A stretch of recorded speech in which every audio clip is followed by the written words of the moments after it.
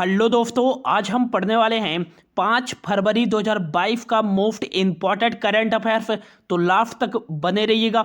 यदि अच्छा लगे तो प्लीज़ चैनल को सब्सक्राइब कर लीजिएगा, वीडियो को लाइक एंड शेयर भी कर दीजिएगा। आज के वीडियो की हम टारगेट रखते हैं 2 लाइक का। प्लीज़ दोस्तों वीडियो को शेयर एंड लाइक जरूर कर दीजिएगा। तो चलिए स्टार्ट करते हैं। आज का पहला क्वेश्चन है, हाल ही में किस राज्य की झांकी को गणतंत्र दिवस परेड 2022 की सर्वश्रेष्ठ राज्य झांकी के रूप में चुना गया है? तो राइट आंसर हो जाएगा, हाल ही में उत्तर प्रदेश राज्य की झांकी को गणतंत्र दिवस परेड 2022 की सर्वश्रेष्ठ राज्य झांकी के रूप में चुना गया है। ये है उत्तर प्रदेश राज्य की झांकी, जिसका प्रदर्शन गणतंत्र दिवस परेड 2022 में प्रदर्शित किया गया। और यह जो उत्तर प्रदेश की झांकी है वह एक जिला एक उत्पाद एवं काशी विश्वनाथ टेम्पल पर आधारित यह झांकी थी। और यदि पूछा जाए कि किस राज्य की झांकी को जो है दूसरे सर्वश्रेष्ठ राज्य झांकी के रूप में चुना गया है, तो यह कर्नाटक राज्य की झांकी है। और तीसरे सर्वश्रेष्ठ राज्य झांकी के रूप में चुना गया है मेघालय राज्य की झांकी को, यह भी याद रखिएगा। अब उत्तर प्रदेश राज्य की झांकी को सर्वश्रेष्ठ राज्य झांकी के रूप में चुना गया है। तो उत्तर प्रदेश की इंडिया के मैप पे लोकेशन कहाँ पर स्थित है? उत्तर प्रदेश इंडिया के मैप पे यहाँ पर स्थित है, जिसकी उत्तरी सीमा जो लगती है वो लगती है नेपाल के साथ, और इसकी जो दक्षिणी सीमा लगती है वो लगती है मध्य प्रदेश के साथ, और इसकी जो नॉर्थ वेस्ट वाली सीमा लगती है वो लगती है उत्तराखंड, हरियाणा और दिल्ली के साथ, और इसकी जो पश्चिमी सीमा लगती है वो राजस्थान के साथ लगती है, और उत्तर प्रदेश की जो पूर्वी सीमा लगती है वो बिहार के साथ लगती है। उत्तर प्रदेश का DLR नंबर क्या है? तो हाल ही में यहाँ चुनाव होने वाले हैं, तो यहाँ का DLR नंबर याद रखिएगा कि यहाँ का जो DLR नंबर है वो है 75 80 31। 75 यहाँ डिस्ट्रिक्ट है, 80 लोकसभा की सीटें हैं, और 31 जो है यहाँ राज्यसभा की सीटें हैं। यहाँ का जो विधान मंडल है वो है 2 सदनी। उत्तर प्रदेश में विधान सभा की भी सीटें हैं और विधान परिषद की भी सीटें हैं। उत्तर प्रदेश में विधानसभा की कितनी सीटें हैं? तो यहाँ जो है 403 विधानसभा की सीटें हैं और यहाँ 100 विधान परिषद की सीटें हैं। उत्तर प्रदेश की जो राजधानी है वो है लखनऊ, और यहाँ की जो लार्जेस्ट सिटी है वो है एक कानपुर, ये भी याद रखिएगा। उत्तर प्रदेश के जो मुख्यमंत्री हैं वो हैं वर्तमान में योगी आदित्यनाथ, और यहाँ के जो वर्तमान में गवर्नर राज्यपाल हैं वो हैं आनंदीबेन पटेल, ये भी याद रखिएगा। उत्तर प्रदेश के लखनऊ में ही स्थित है चौधरी चरण सिंह इंटरनेशनल एयरपोर्ट, और उत्तर प्रदेश के वाराणसी में स्थित है लाल बहादुर शास्त्री इंटरनेशनल एयरपोर्ट। और नेक्स्ट याद रखिएगा, उत्तर प्रदेश के कुशीनगर में स्थित है कुशीनगर इंटरनेशनल एयरपोर्ट, और उत्तर प्रदेश के अयोध्या में बनाया जा रहा है श्री राम इंटरनेशनल एयरपोर्ट, और उत्तर प्रदेश के नोएडा में स्थित है जेवर इंटरनेशनल एयरपोर्ट है। अयोध्या जो में स्थित जो है श्री राम इंटरनेशनल एयरपोर्ट और जेवर इंटरनेशनल एयरपोर्ट बन जाने के बाद उत्तर प्रदेश एकमात्र भारतीय राज्य होगा जहां 5 इंटरनेशनल एयरपोर्ट्स स्थित होंगे। कथक शास्त्रीय नृत्य किस राज्य का शास्त्रीय नृत्य है? तो ये उत्तर प्रदेश राज्य का ही शास्त्रीय नृत्य है, और हाल ही में जो इसके नर्तक थे पंडित बिरजू महाराज जी का निधन हो गया है, ये भी याद रखिएगा। उत्तर प्रदेश में ही स्थित है दुधवा नेशनल पार्क, और उत्तर प्रदेश राज्य में ही स्थित है पीलीभीत टाइगर रिजर्व। नेक्स्ट याद रखिएगा कि जो भारत का पहला ट्रांसजेंडर यूनिवर्सिटी स्थापित किया गया है वो उत्तर प्रदेश के कुशीनगर में स्थापित किया गया है। भारत का जो पहला एलिफेंट हॉस्पिटल की स्थापना की गई है वो उत्तर प्रदेश के मथुरा में स्थापित किया गया है। और नेक्स्ट याद रखिएगा कि जो एनिमल्स के लिए भारत का पहला युद्ध स्मारक बनाया गया है वो उत्तर प्रदेश के मेरठ में बनाया गया है। नेक्स्ट याद रखिएगा कि उत्तर प्रदेश के पहले आयुष विश्वविद्यालय की आधारशिला कहाँ रखी गई है? तो ये गोरखपुर में रखी गई है, ये भी याद रखिएगा। और हाल ही में स्कूलों में आरोग्य वाटिका की शुरुआत किस राज्य सरकार ने शुरू की है? तो आरोग्य वाटिका की शुरुआत ये उत्तर प्रदेश राज्य सरकार ने ही शुरू की है, ये भी याद रखिएगा। और हाल ही में जो है उत्तर प्रदेश के पूर्व जो मुख्यमंत्री थे कल्याण सिंह जी का निधन हो गया था और हाल ही में इन्हें जो है पद्म विभूषण पुरस्कार से सम्मानित किया गया है, ये भी याद रखिएगा। बढ़ते हैं अगले क्वेश्चन की ओर। अगला क्वेश्चन है, हाल ही में महाकाली नदी पर पुल बनाने के लिए भारत ने किस देश के साथ समझौता किया है? तो राइट आंसर जगह हाल ही में महाकाली नदी पर जो है पुल बनाने के लिए भारत ने नेपाल देश के साथ समझौता किया है। यह जो पुल होगा वह 110 मीटर लंबा होगा जो भारत को नेपाल से जोड़ेगा और इसे जो है 3 सालों में पूरा किया जाएगा और इसके बनाने में जो भी लागत आएगी उसका पूर्ण रूप से वहन करेगा भारत, ये भी याद रखिएगा। अब नेपाल के साथ समझौता किया है तो नेपाल की जो राजधानी हो जाएगी वो हो जाएगी काठमांडू और नेपाली रुपया यहाँ करेंसी चलती है। यहाँ के जो राष्ट्रपति हैं वो हैं विद्या देवी भंडारी और यहाँ के जो प्राइम मिनिस्टर हैं नेपाल के वो हैं शेर बहादुर देउबा, ये भी याद रखिएगा। दुनिया का जो सबसे ऊंचा पर्वत है माउंट एवरेस्ट वो कहाँ स्थित है? तो ये नेपाल में ही स्थित है जिसकी ऊंचाई है 8,848.86 मीटर, ये भी याद रखिएगा। और माउंट एवरेस्ट पर चढ़ने वाले दुनिया के पहले व्यक्ति कौन बने थे? तो ये बने थे भारतीय नागरिक तेनजिंग शेरपा एंड जो न्यूजीलैंड के थे एडमंड हेनरी। इन्होंने माउंट एवरेस्ट पर पहली बार चढ़ाई की थी 29 मई 1953 को और इन्हीं के अवसर पर जो है 29 मई को एवरेस्ट डे भी बनाया जाता है, ये भी याद रखिएगा। और जो है माउंट एवरेस्ट पर चढ़ाई करने वाली दुनिया की पहली जो महिला बनी थी वो बनी थी जुंको तबई। किस देश से बिलोंग करती हैं? तो ये बिलोंग करती हैं जापान से, ये भी याद रखिएगा। और माउंट एवरेस्ट पर चढ़ने वाले पहली भारतीय महिला कौन बनी थी? तो ये बनी थी बछेंद्री पाल। और माउंट एवरेस्ट पर 2 बार चढ़ाई करने वाली पहली भारतीय महिला कौन बनी है? तो ये बनी है संतोष यादव, ये भी याद रखिएगा। बढ़ते हैं अगले क्वेश्चन की ओर। अगला क्वेश्चन है, हाल ही में विश्व कैंसर दिवस कब मनाया गया है? तो राइट आंसर जगह 4 फरवरी को विश्व स्तर पर कैंसर के रोकथाम एवं इसके उपचार के बारे में जागरूकता बढ़ाने के लिए हर वर्ष 4 फरवरी को मनाया जाता है विश्व कैंसर दिवस। और विश्व कैंसर दिवस 2022 की थीम क्या थी? तो इसकी थीम थी क्लोज द केयर गैप। इसकी थीम थी 2022 में विश्व कैंसर दिवस की 1933 से बनाया जा रहा है विश्व कैंसर दिवस। अब यह जो है फरवरी माह का इम्पॉर्टेंट डेज है। तो फरवरी माह में अब तक कौन कौन से इम्पॉर्टेंट डेज बनाए जा चुके हैं? तो 1 फरवरी को बनाया गया है भारतीय तट रक्षक का 46वां स्थापना दिवस इंडियन कोस्ट गार्ड का, जिसकी स्थापना 1977 में की गई थी। न्यू दिल्ली में इसका जो है हेड क्वार्टर है इंडियन कोस्ट गार्ड का और इसके जो महानिदेशक हैं वो है बीरेंद्र सिंह पठानिया। और 1 फरवरी को ही बनाया गया है विश्व एस्परगिलोसिस दिवस। यह एक फंगल संक्रमण बीमारी है, ये भी याद रखिएगा। और 2 फरवरी को बनाया गया है विश्व आर्द्र भूमि दिवस, ये भी याद रखिएगा। और अब जो है 4 फरवरी को बनाया गया है विश्व कैंसर दिवस।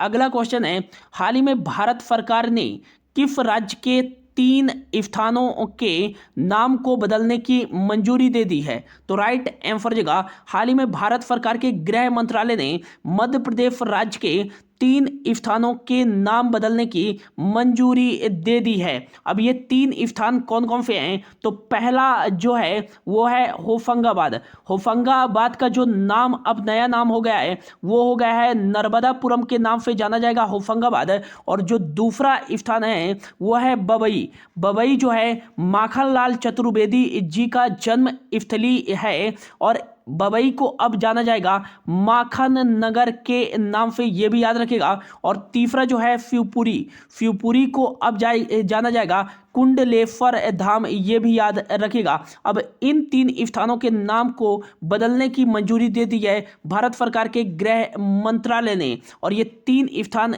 किस राज्य के स्थान हैं? तो मध्य प्रदेश राज्य के स्थान हैं। मध्य प्रदेश के इंडिया के मैप पे लोकेशन देखें तो यहाँ पर स्थित है मध्य प्रदेश। इसकी जो उत्तरी सीमा लगती है वो लगती है उत्तर प्रदेश के साथ, और इसकी जो नॉर्थ वेस्ट वाली सीमा लगती है वो राजस्थान के साथ लगती है। इसकी जो पश्चिमी सीमा लगती है वो लगती है गुजरात के साथ, दक्षिणी सीमा महाराष्ट्र के साथ, और इसकी जो पूर्वी सीमा लगती है वो छत्तीसगढ़ के साथ लगती है। यहाँ का जो DLR नंबर है वो है 522911। 52 यहाँ डिस्ट्रिक्ट है, 29 लोकसभा की सीट है, 11 राज्यसभा की सीटें हैं। और नेक्स्ट याद रखिएगा कि यहाँ का जो विधानमंडल है वो है एक सदनी, केवल यहाँ विधानसभा की सीटें हैं। और विधानसभा की कितनी सीटें हैं? तो 230 यहाँ विधानसभा की सीटें हैं।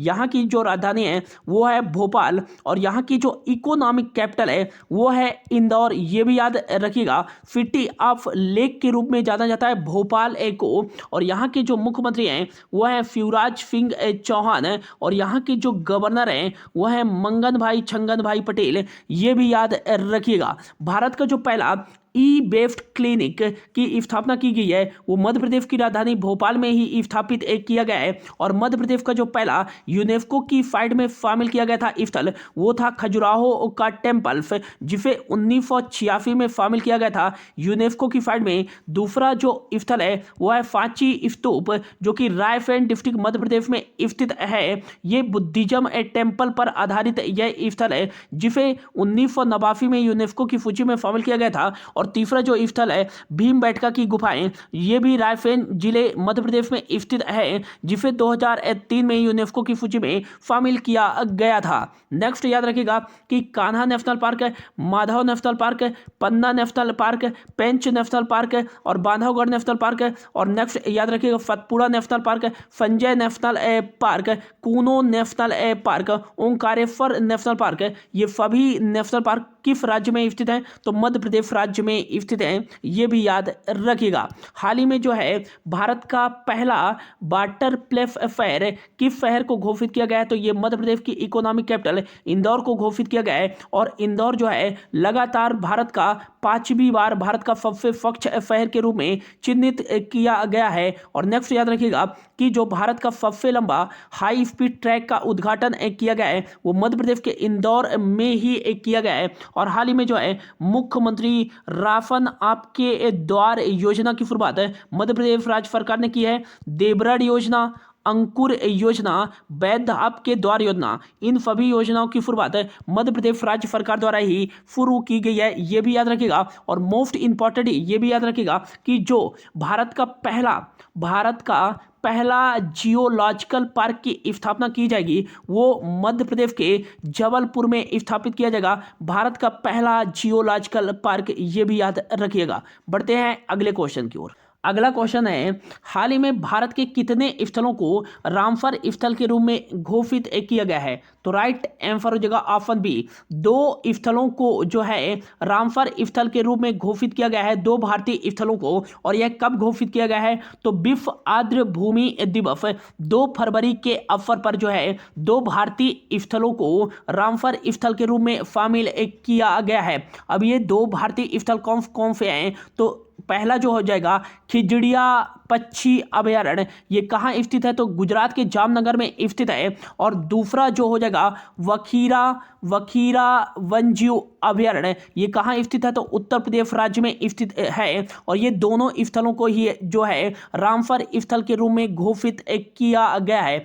इसी के साथ जो है भारत का जो रामसर स्थल टोटल हो गए हैं वो हो गए हैं 48। यदि पूछा जाए कि रामसर साइड में शामिल होने वाला पहला भारतीय स्थल कौन सा था, तो ये था चिल्का झील, जिसे 1983 में शामिल किया गया था, ये भी याद रखिएगा। और नेक्स्ट याद रखिएगा कि रामसर कन्वेंशन कब हुआ था? तो ये ईरान के एक शहर में, रामसर शहर में 1971 में शुरू हुआ था रामसर कन्वेंशन, ये भी याद रखिएगा। और हाल ही में भारत के 2 स्थलों को रामसर स्थल के रूप में घोषित किया गया है। बढ़ते हैं अगले क्वेश्चन की ओर। अगला क्वेश्चन है, हाल ही में किस राज्य सरकार ने प्राइमरी और प्री प्राइमरी छात्रों के लिए ओपन एयर कक्षा कार्यक्रम प्रयोगशाला शुरू करने की घोषणा की है। तो राइट आंसर हो जाएगा पश्चिम बंगाल राज्य सरकार ने जो है प्राइमरी छात्रों को शिक्षा प्रदान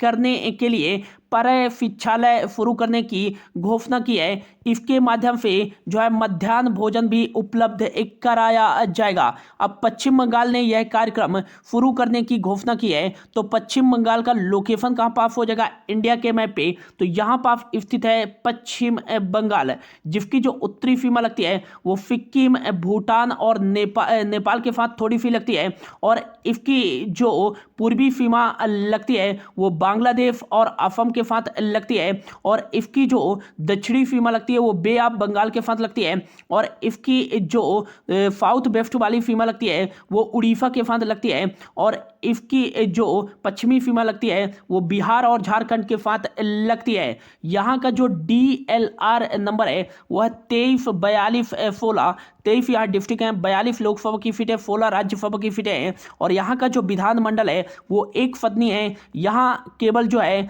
294 विधानसभा की सीटें हैं, ये भी याद रखिएगा। और यहाँ के जो मुख्यमंत्री हैं वो है ममता बनर्जी, और यहाँ के जो राज्यपाल हैं वो हैं जगदीप धनखड़। और नेक्स्ट याद रखिएगा कि यही स्थित है Gorumara national park, Singalila national park, Sundarban national park, Neora Valley national park, ये भी याद रखिएगा।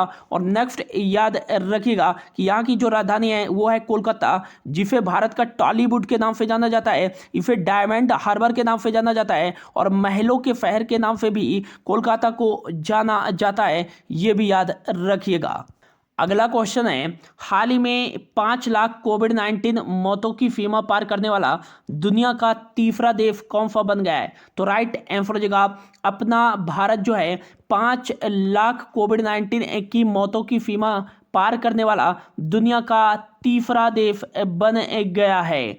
अमेरिका जो है दुनिया का पहला देश बना है 5 लाख कोविड-19 की मौतों की सीमा को पार करने वाला, और यहाँ टोटल कोविड-19 से कितनी मौत हो चुके हैं तो 9.2 लाख यहाँ टोटल मौतें हो चुके हैं कोविड-19 से। और दूसरे नंबर पे है ब्राज़ील, यहाँ 6.8 लाख जो है कोविड-19 से मौत हो चुकी है, और अब जो है 5 लाख की सीमा पार कर ली है अपना देश भारत ने, और 5 लाख जो है कोविड-19 की मौतों की सीमा पार करने वाला दुनिया का तीसरा देश बन गया है भारत। अगला क्वेश्चन है, हाल ही में Laureus world breakthrough of the year awards के लिए किस भारतीय खिलाड़ी को नामांकित किया गया है? तो राइट आंसर हो जाएगा Olympic gold medallist Neeraj Chopra ji को जो है Laureus world breakthrough of the year awards के लिए जो है नामित किया गया है, और लारियफ स्पोर्ट्स अवार्ड्स के लिए नामांकित होने वाले तीसरे भारतीय बन गए हैं। लारियफ अवार्ड्स के लिए पहली बार जो है सचिन तेंदुलकर को नामांकित किया गया था, दूसरी बार विनेश फोगाट को नामांकित किया गया था, और अब जो है तीसरी बार जो है भारतीय खिलाड़ी नीरज चोपड़ा को नामित किया गया है। नेक्स्ट याद रखिएगा, नीरज चोपड़ा ने टोक्यो ओलंपिक्स 2020 में 87.58 मीटर भाला फेंक कर जो है गोल्ड मेडल जीता था इन्होंने, और गोल्ड मेडल जीतने वाले ओलंपिक्स में सबसे कम उम्र के जो हैं खिलाड़ी बने थे नीरज चोपड़ा, और भारत के दूसरे गोल्ड मेडलिस्ट थे एथलेटिक्स में, ये भी याद रखिएगा। अगला क्वेश्चन है, हाल ही में किस बैंक को भारतीय उद्योग परिसंघ द्वारा DX 2021 के लिए चुना गया है? तो राइट आंसर हो जाएगा कर्नाटका बैंक को भारतीय उद्योग परिसंघ के द्वारा DX 2021 पुरस्कार के लिए चुना गया है, डिजिटल परिवर्तन को बढ़ावा देने के लिए। कर्नाटका बैंक की स्थापना 1924 में की गई थी, मंगलुरु कर्नाटक में इसका हेडक्वार्टर स्थित है, महाबलेश्वर MF जो है इसके हेड हैं। भारतीय उद्योग परिसंघ की स्थापना 1895 में की गई थी, TV नरेंद्रन जो है इसके चेयरमैन हैं, नई दिल्ली में इसका हेडक्वार्टर स्थित है। और आज का जो हमारा लास्ट क्वेश्चन है, हाल ही में विश्वविद्यालय अनुदान आयोग यूनिवर्सिटी ग्रांट कमीशन का अध्यक्ष किसे नियुक्त किया गया है? तो राइट आंसर हो जाएगा एम जगदीश कुमार को जो है यूनिवर्सिटी ग्रांट कमीशन का अध्यक्ष नियुक्त किया गया है। University grant commission university Bharat की जो है उनको मान्यता प्रदान करता है और इसकी स्थापना कब की गई थी? तो इसकी स्थापना की गई थी 1953 में और न्यू दिल्ली में जो है इसका हेडक्वार्टर स्थित है। तो ये था दोस्तों आज का करंट अफेयर। होप आपको अच्छा लगा होगा। यदि अच्छा लगा होगा तो प्लीज वीडियो को लाइक शेयर एंड सब्सक्राइब जरूर कर दीजिएगा। तो thank you so much for your watching.